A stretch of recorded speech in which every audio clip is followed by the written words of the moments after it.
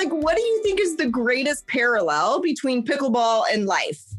There's so many parallels, but I think the great underlying one is that no matter what you do, if you approach it with passion and inclusiveness, it's going to make the journey a lot more worthwhile. Because you can show me someone who's brilliant, you can show me someone that works really hard, but if you show me someone that digs into life with some emotional intelligence and says, okay, you know what, I'm going to look to get the most I can out of this experience. It's not necessarily winning every game, although it's fun to win.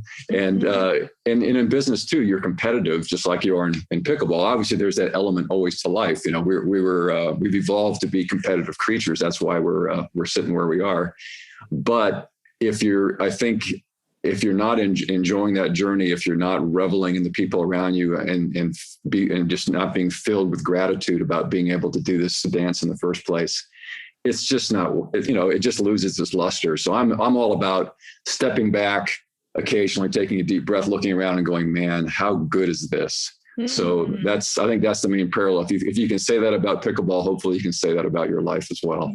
I love this. So speaking of taking a step back, I want to take a step back to you retiring at age 40. So What kind of got you to that point? I mean, I don't think a lot of people can say that they retired at age 40. Yeah, I guess it's becoming less rare these days with the internet folks, printing money overnight. But back in the brick and mortar days when I was a young person, I had a construction company, and I worked really hard for a long time and kind of went nowhere.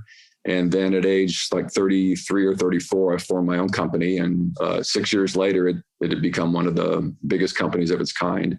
And at that point, I had kids that were 10 and 12 years old. And I was so wrapped up in the business. It'd been a 24-hour, 7-day-a-week thing for so long. And my wife and I worked together at it. She was the CFO and I was the CEO. And it just become so all-consuming. And it came to a point where eventually we would get a new project and my employees would all be high-fiving. And I would be thinking, well, what could go wrong here? And I thought, wait a minute, check yourself. You've lost that passion. And I thought, you know what, I didn't do well enough where most people would retire, but I did okay enough where I thought, hey, you know what? It's time to step aside and let these young guys with their energy that I've trained well and trust completely to do their thing. And it's time for me to spend some more time with my kids and see, is there more to life than building that balance sheet?